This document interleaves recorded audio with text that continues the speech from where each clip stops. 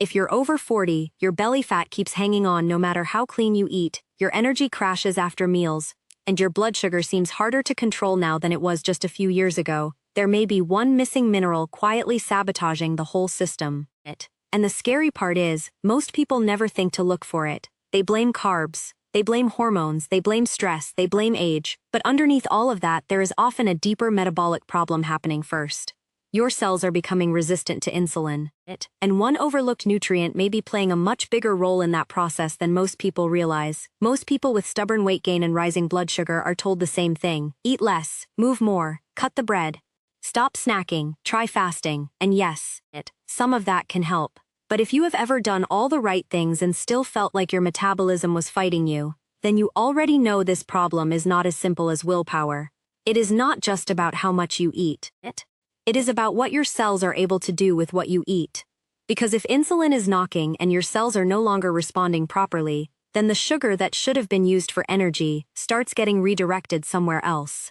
And very often, that somewhere else is your waistline. I'm Dr. Sophia, and today I'm going to walk you through the 480 milligram secret that may help restore insulin sensitivity, why one mineral deficiency can quietly wreck your energy, your cravings, and your metabolic flexibility. And the 3-layer strategy that makes this work much better than simply obsessing over carbs alone. I'm also going to show you what the research actually says, because this is one of those topics where the internet gets the headline right and the details wrong. And if you don't understand the mechanism, you are much more likely to waste time on the wrong fix. Now here is the first thing you need to understand. When you eat a meal, your body has to make a decision. Is this fuel going to be used, stored, or allowed to remain floating around in the bloodstream longer than it should?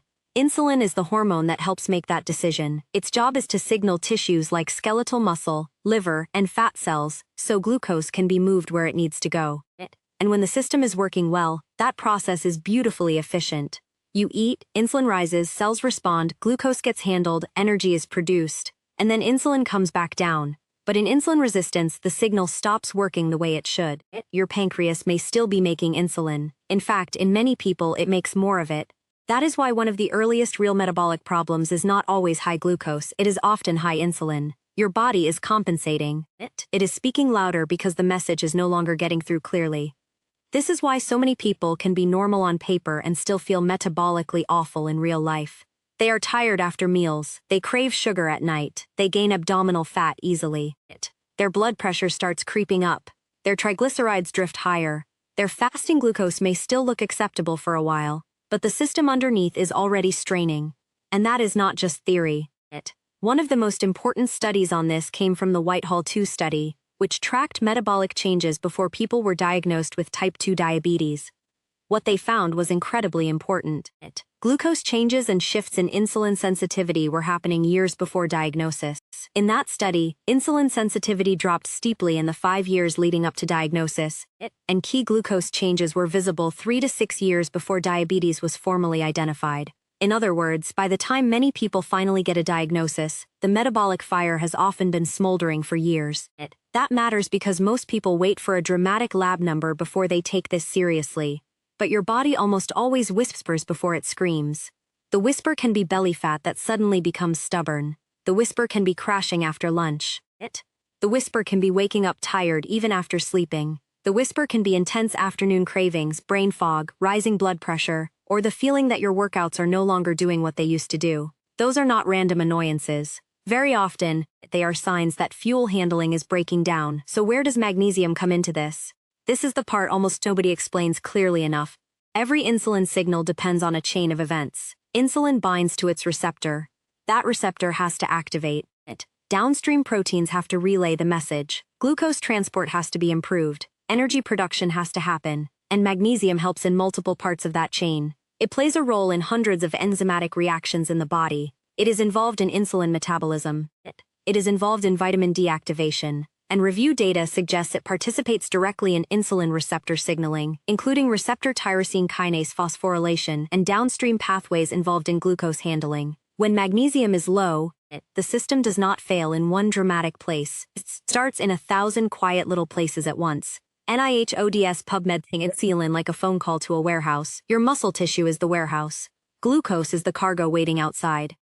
Insulin is the call telling the workers to open the loading dock and bring the fuel inside. If the workers pick up the phone, the cargo gets unloaded and used. If they do not, the trucks back up outside it. So what does the body do when too much cargo is sitting around with nowhere to go? It stores more of it. That is where fat gain becomes part of the story. Not because your body is broken, but because it is trying to protect you from having too much glucose stay in circulation. Now imagine that the call itself is weak, the workers are understaffed, and the machinery inside the warehouse is underpowered. That is insulin resistance after 40, because after 40, this whole process becomes much less forgiving for several reasons. First, most adults are losing muscle unless they are actively training to keep it. And that matters because skeletal muscle is one of the major places your body clears glucose after meals. Less muscle means less storage capacity, less glucose disposal, and less flexibility when you eat carbohydrates. Second, mitochondrial function tends to become less efficient with age, especially when sleep, movement, and nutrition have been inconsistent for years. And mitochondria are the energy engines inside the cell. If you want glucose to be used well, you need healthy cellular machinery. Third, many adults are taking medications or following dietary patterns that can quietly worsen magnesium status.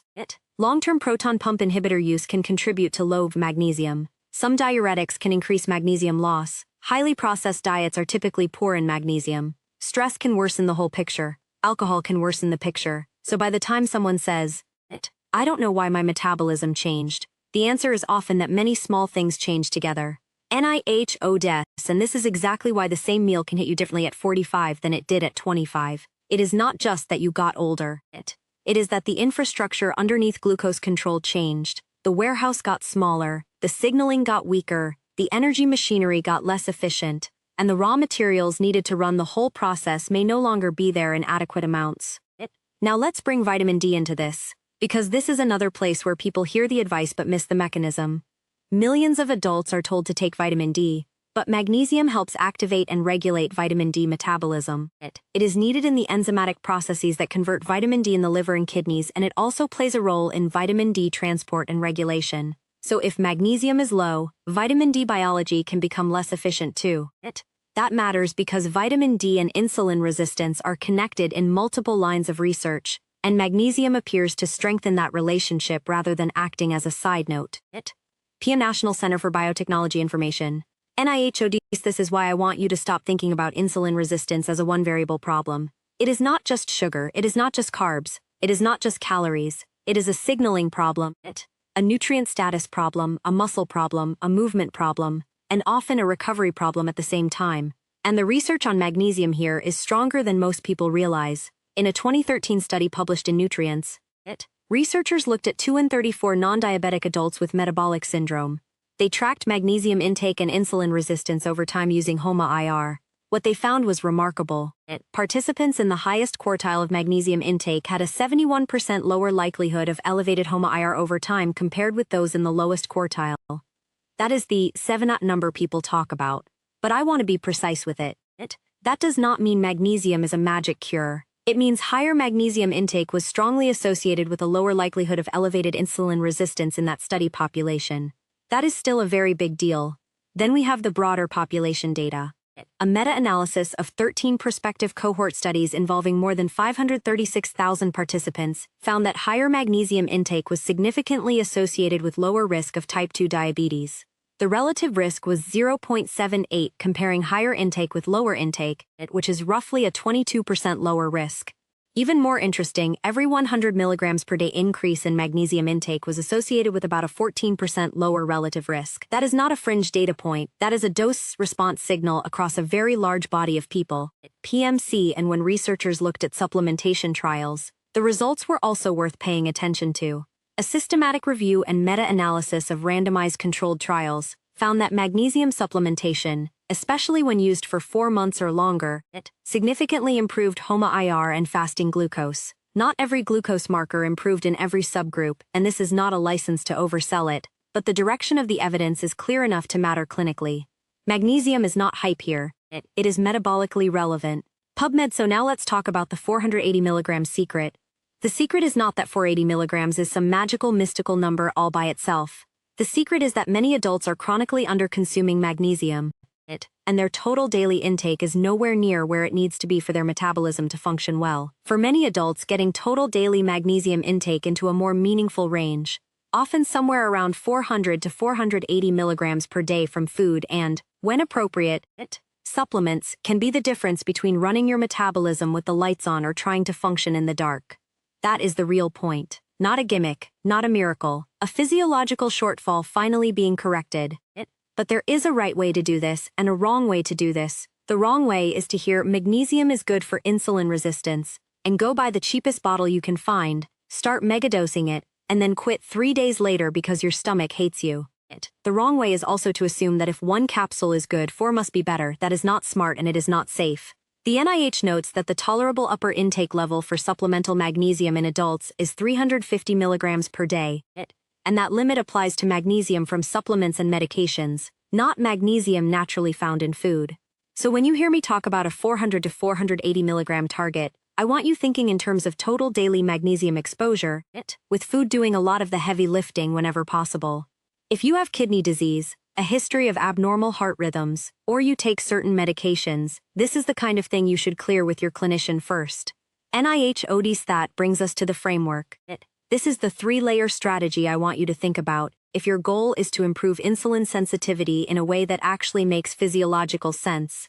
Let 1 is replacement. You have to give the body the mineral it has been missing. Are you eating any meaningful magnesium-rich foods at all? Pumpkin seeds, chia seeds, almonds, cashews, spinach, black beans, edamame, avocado, dark chocolate with a high cocoa content, legumes, certain mineral-rich waters. These foods are not magical on their own, but they are useful because they move you in the right direction without immediately pushing you into supplement overload. Too many people want the capsule without fixing the plate. But in real life, the best results usually come from both. Now, if you are using a supplement, form matters. Magnesium oxide is common and cheap, but it is not the form most people do best with for this goal. Many people find it less tolerable and less useful. Magnesium glycinate is commonly chosen because it is often gentler and better tolerated, especially in the evening. Citrate can work, but for some people it is more likely to loosen the bowels, which may or may not be what you want. The point is not brand worship. The point is tolerance and consistency. The form you can take into consistently is more valuable than the perfect form you abandon after 4 days. This is how I would think about it. Start by raising food intake deliberately. Then, if needed, use a supplement amount that helps close the gap rather than pretending the supplement has to do everything alone. Maybe that means you get 250 to 300 milligrams from food and another modest amount from a supplement.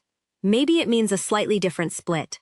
But the end goal is that your total magnesium status improves, not that you chase a dramatic pill number just so the label feels more impressive. And here is another detail most people miss. Low magnesium rarely travels alone. If your sleep is poor, if your diet is ultra-processed, if stress is high, if your protein is too low, or if your recovery is broken, you are asking one mineral to do the job of an entire lifestyle. That is not realistic. Magnesium can help restore leverage. It does not replace the system. Now let me tell you why layer 1 is necessary but not sufficient, because even if you improve the signal, you still want tissues that are ready to receive it. And that brings us to layer 2. Layer 2 is the bypass. This is one of the most powerful parts of the whole strategy, and it is also one of the most ignored. Muscle contraction itself helps move glucose into muscle in ways that are less dependent on insulin than sitting still after a meal. In other words, you can improve glucose handling not only by fixing the hormone signal, but by creating a mechanical demand for glucose disposal. This is why movement after meals is so effective and so underrated. You do not need a punishing workout for this. You do not need to burn off your dinner. You just need to create a reason for the muscle to open the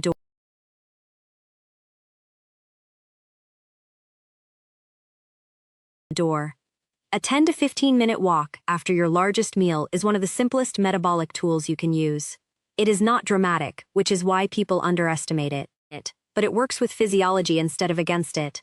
Rather than letting glucose and insulin linger while you sit, you create a demand sink. You give the muscle a job. And the more often you repeat that signal, the more your body remembers what efficient glucose handling is supposed to feel like. Then I want you to add brief intensity, but intelligently. That does not mean everyone needs to sprint on pavement. It means you need some form of progressive muscle challenge during the week. For one person that might be short cycling intervals. For another, brisk uphill walking. For another, resistance training. For another, bodyweight squats, step-ups, or kettlebell work. The point is that muscle is your metabolic ally. If you want better blood sugar control, you do not just focus on less sugar. You build better glucose-disposing tissue. That is the sentence I want you to remember. If you want better blood sugar control, build better glucose-disposing tissue, because this is where so many adults make the mistake. They try to starve the symptom instead of strengthening the system. They eat less and less, but they never increase the metabolic capacity of the body handling the fuel. They become smaller maybe, but not necessarily more insulin sensitive, and then one day they eat a normal meal and feel like their body cannot handle it. That is not because they failed. It is because capacity was never rebuilt. Lopper 3 is recovery.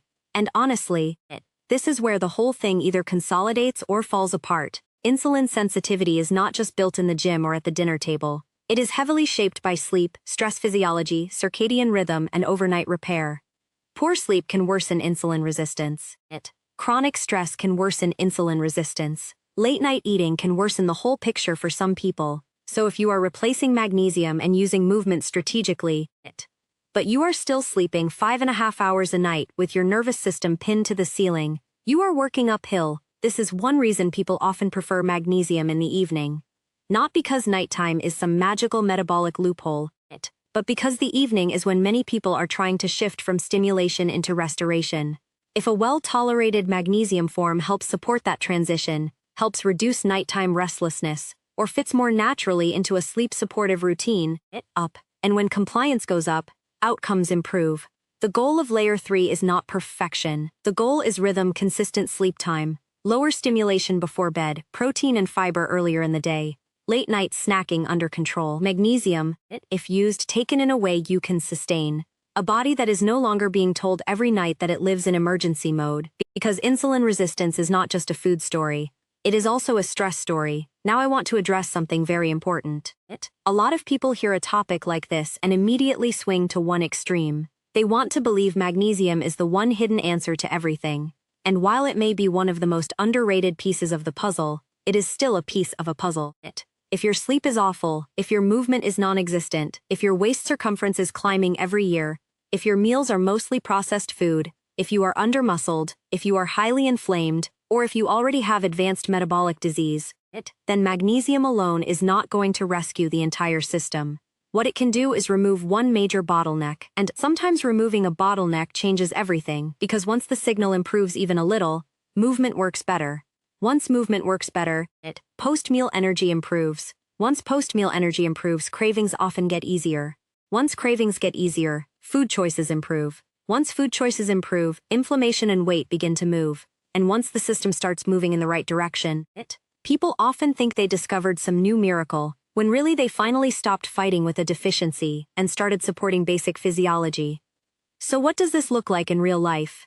It looks like the person who stops crashing at 3 p.m. It looks like the person who notices their fasting number begins drifting down. It looks like the person who no longer needs a nap after lunch. It looks like less bloating, fewer desperate evening cravings, and more stable energy between meals. It looks like the belly becoming less stubborn because insulin is no longer staying elevated as often. It looks like your body finally becoming a little more metabolically flexible again. And that matters because flexibility is the real goal, not just low glucose. Not just lower A1C, not just fewer cravings. The ability to eat, respond, use fuel, and recover without the whole system overreacting. Now let's make this practical. If I were simplifying this into an action plan, I would think about the 480 milligram secret like this. Nor 1. Stop treating magnesium like an afterthought. Start auditing how much you are actually getting. Most people have never checked. They assume because they are eating pretty healthy that they must be covered. That assumption is often wrong. Number 2, build your base from food first. Add 1 or 2 magnesium-rich foods daily on purpose. Not randomly. On purpose. A real strategy beats vague intention every time. Number 3, if you use a supplement, use it intelligently, not aggressively. Choose a form you tolerate. Respect the fact that supplemental magnesium has upper limit considerations. Separate it from medications that interact with it when needed, such as certain antibiotics or bisphosphonates. And if you have kidney concerns or you are medically complex, do not freelance this. Dix number 4, walk after meals. 10 minutes is enough to matter. 15 is great. But the magic is consistency, not heroics. Number 5, Train muscle at least a couple of times a week. If you are not giving the body a reason to keep muscle, the body becomes less interested in keeping it. And that is a problem metabolically. Number 6, tighten the recovery loop. Better sleep, more rhythm, less chaos. Because a body that never fully downshifts is a body that often struggles with glucose control. Now let me tell you what I would not do. I would not chase a super restrictive diet before fixing the obvious basics. I would not start with biohacking if you are still ignoring sleep and muscle. I would not assume normal glucose means normal insulin sensitivity. I would not assume fatigue after meals is just life now. And I definitely would not wait until full-blown type 2 diabetes shows up before taking insulin resistance seriously. The earlier you address this, the more reversible the terrain often is. That is the hopeful part of this conversation. People hear insulin resistance and think it means the train has already left the station. Not true. In many adults, this process develops gradually, and that means there is often meaningful room to intervene before the damage becomes more entrenched. The Whitehall 2 study is powerful not because it is scary, but because it proves that the process starts early enough to catch. The problem is most people are not looking. So if you are over 40, and your body has been sending you hints, here is what I want you to do. Take this seriously, not fearfully, not obsessively. Seriously, look at your routine and ask one honest question. Am I giving my metabolism what it needs to respond well to insulin? If the answer is no, start with magnesium-rich foods. If appropriate, add a well-tolerated magnesium supplement to help close the gap. Take a walk after your biggest meal tomorrow. Begin rebuilding muscle this week. Protect your sleep like it matters, because it does. And stop trying to punish your body into better glucose control when what it may actually need is support. Because the body is not always resisting you. Sometimes it is responding exactly the way an under-supported system would be expected to respond.